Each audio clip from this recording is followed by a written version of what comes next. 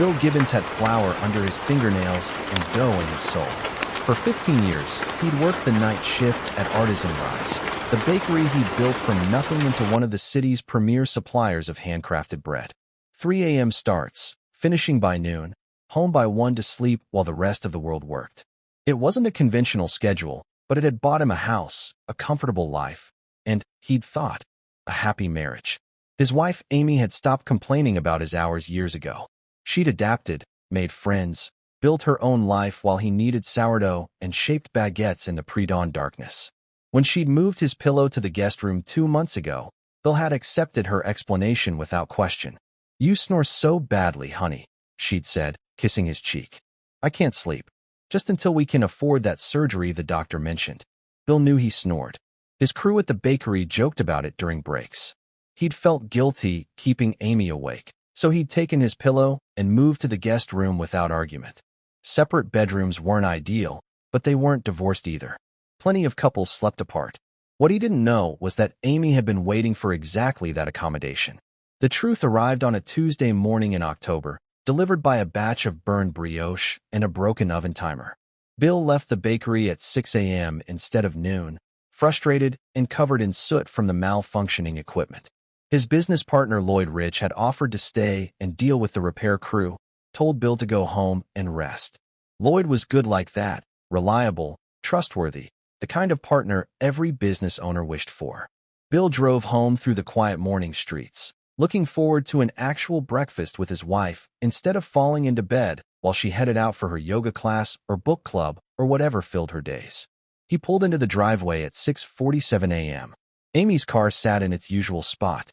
The house looked peaceful in the early light. Bill let himself in through the front door, dropped his keys on the table, and headed upstairs. He'd shower, then surprise Amy with breakfast. Maybe they could actually talk, reconnect, remember why they'd fallen in love in the first place. The bedroom door was closed. That wasn't unusual. Amy liked her privacy in the mornings. What was unusual was that it was locked. From the inside, Bill stood in the hallway, hand on the knob, his baker's instincts suddenly screaming that something was wrong. The same instincts that told him when dough wasn't proofing right, when temperatures were off, when something was about to burn. He pressed his ear to the door, breathing. 2 distinct patterns. One he recognized, his wife's soft, measured rhythm. The other was deeper, masculine, slightly labored. Bill's world tilted sideways. He knocked, 3 sharp raps that echoed in the quiet house. Scrambling sounds inside. A muffled curse. Amy's voice, high and tight. "Bill? You're home early." "Yeah." "Oven broke."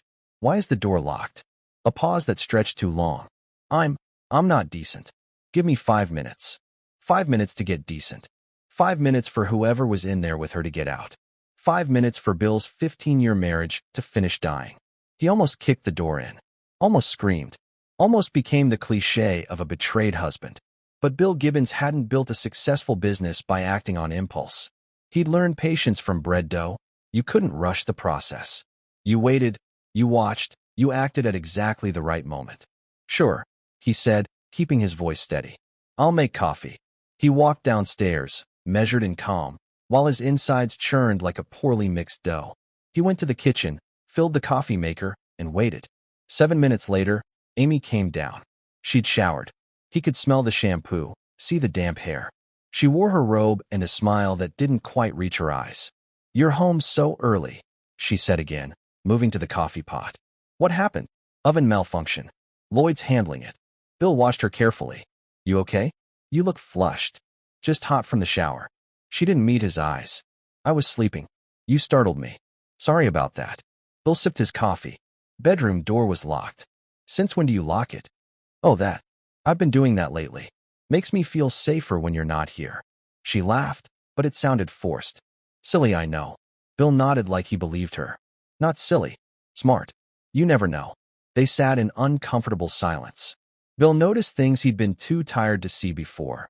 How Amy wouldn't look at him directly. How her hands shook slightly as she lifted her cup. How she kept glancing at the clock. "I should get some sleep," Bill said finally. "Long night." Relief flooded Amy's face. "Of course. I'll keep quiet." Bill went to the guest room, closed the door, and sat on the bed. He didn't sleep. He thought.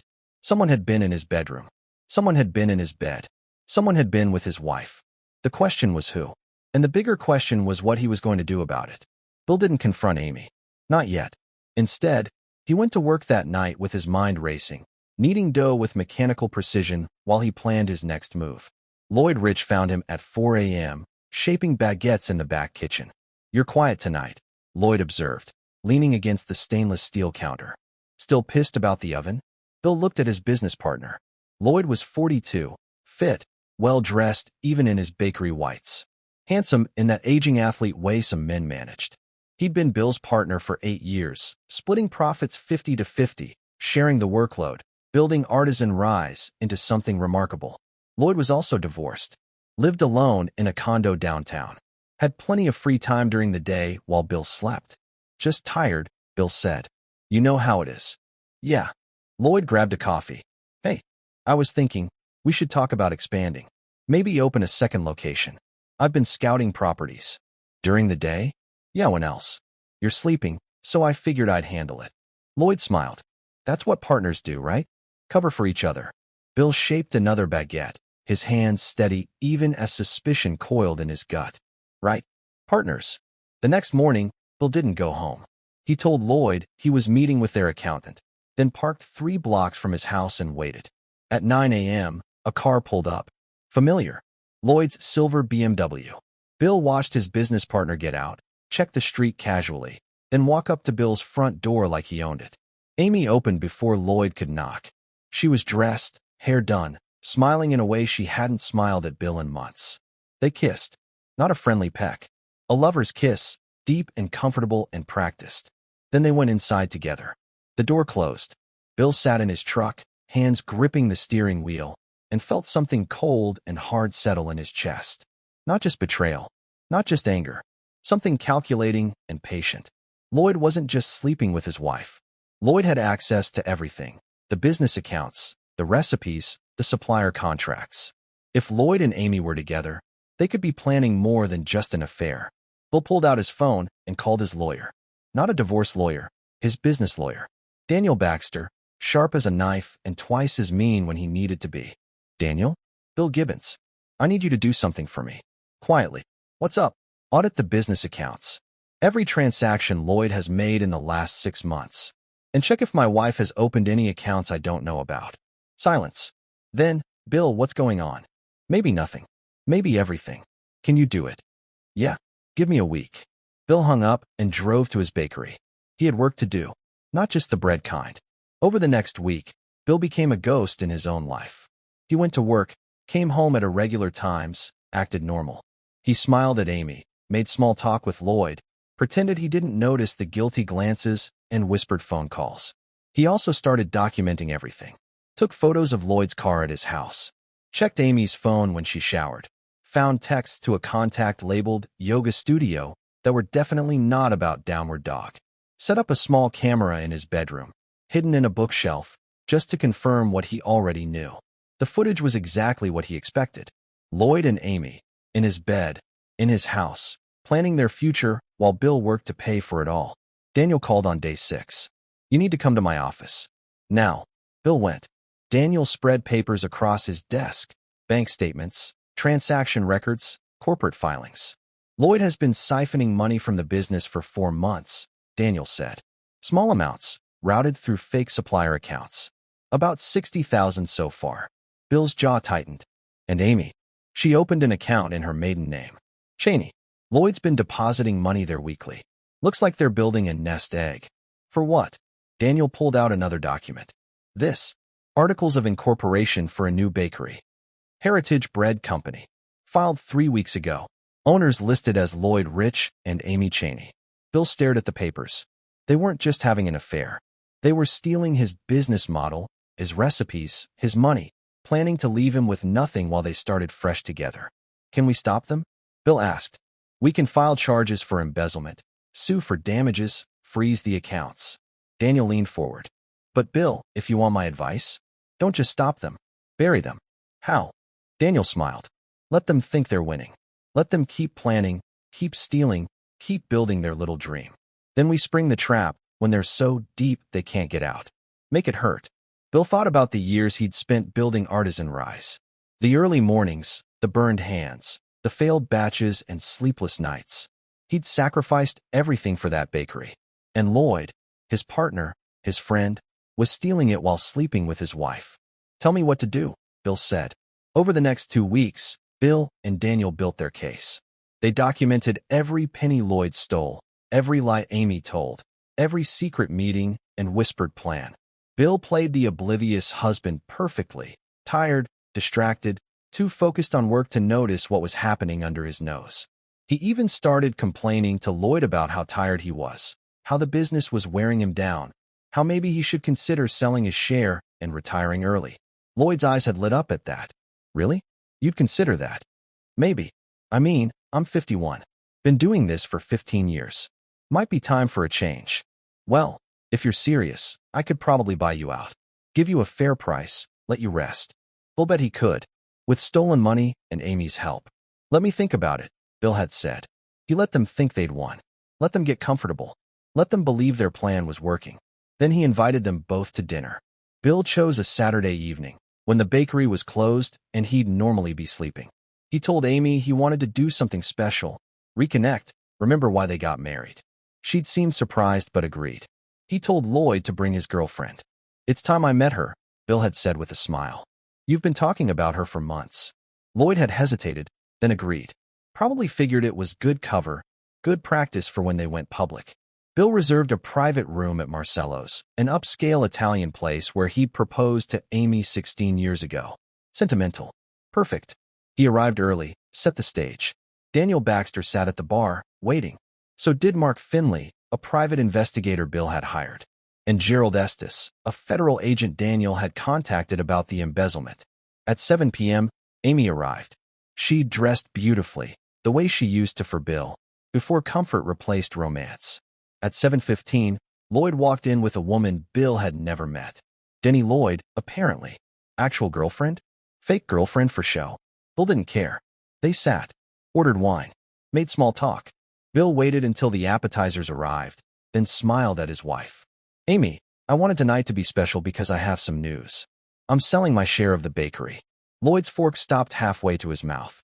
"What?" "I'm done. Tired. Ready for a change." Bill looked at his partner. "And I wanted to offer you first right of refusal, Lloyd. You've been such a good partner. It's only fair." Amy's face had gone pale. This wasn't the plan. Bill selling meant Lloyd would have to come up with real money, not stolen funds. It meant exposure. "Bill, that's sudden," Lloyd managed. "Not really. Been thinking about it for months. Actually, I've already had the business valued." Bill pulled out a folder. "Professional assessment. Artisan Rise is worth about $2 million. My half is $1 million. Can you afford that, Lloyd?" Lloyd's jaw worked. I need to check my finances." "Of course. Take your time." Bill sipped his wine. "Although I should mention, I had our accountant do a full audit as part of the valuation. Found some interesting discrepancies." The color drained from Lloyd's face. Bill continued, his voice calm and conversational. "About $60,000 missing from the accounts. Routed through fake suppliers. Money that ended up in an account under my wife's maiden name." Amy stood abruptly. "Bill." "Sit down, Amy." Bill's voice didn't rise, but something in it made her freeze. "We're not done." He pulled out more papers. "I also found articles of incorporation for Heritage Bread Company. Quite a coincidence. My partner and my wife starting a competing bakery. Using my recipes. My suppliers. My money." Lloyd started to stand. Mark Finley, the PI, appeared at the door. "Block the exit." "Here's what's going to happen," Bill said. "Lloyd, you're going to sign over your entire share of Artisan Rise to me. 50%, valued at $1 million. That's to cover the money you stole, the recipes you copied, and the business you tried to destroy. I'll never." "You will. Because if you don't, Gerald Estes over there," Bill pointed to the federal agent at the bar, "will arrest you for embezzlement, fraud, and theft. You'll go to prison. Your name will be ruined. You'll lose everything." Bill turned to Amy. "And you, sweetheart, you're going to sign a post-nuptial agreement waiving any claim to the bakery, the house, and my retirement accounts. You'll take your personal belongings and whatever's in your little secret account, minus the $60,000 Lloyd stole, and you'll disappear from my life." Amy's eyes filled with tears. "Bill, please." Let me explain. Explain what? That you've been sleeping with my business partner for months? That you moved me to the guest room so you could use our bed? That you were planning to steal my life's work? Bill's voice finally hardened. I have video, Amy. Photos. Bank records. Text messages. You don't get to explain. You get to leave. The private room was silent except for Amy's quiet crying. Lloyd tried one more time. You can't do this. I'll fight you. Fight me with what? Bill asked. The lawyers you can't afford? The reputation you destroyed? The business you embezzled from? He leaned forward. I'm giving you both an out. Take it, or I burn you both to the ground and smile while I do it. Daniel Baxter stepped into the room, carrying more documents. These are the agreements. Sign them now, tonight, and you walk away. Refuse, and we proceed with criminal charges in the morning. Lloyd and Amy looked at each other. Bill watched them realize they were trapped. Watched them understand that the patient, tired husband they'd underestimated had been 10 steps ahead the entire time. They signed. Lloyd handed over his share of Artisan Rise with shaking hands. Amy initialed every page of the post-nup, tears streaming down her face. When it was done, Bill stood. One more thing, he said. Heritage Bread Company? I bought it. Well, my lawyers did. Filed an acquisition this morning. Turns out when a company has no assets and no funding, it's very cheap. So if you two want to start a bakery together, you'll need a new name. And new recipes. And new everything. He looked at them both. These people who'd shared his life and tried to steal his future. Get out of my sight. They left.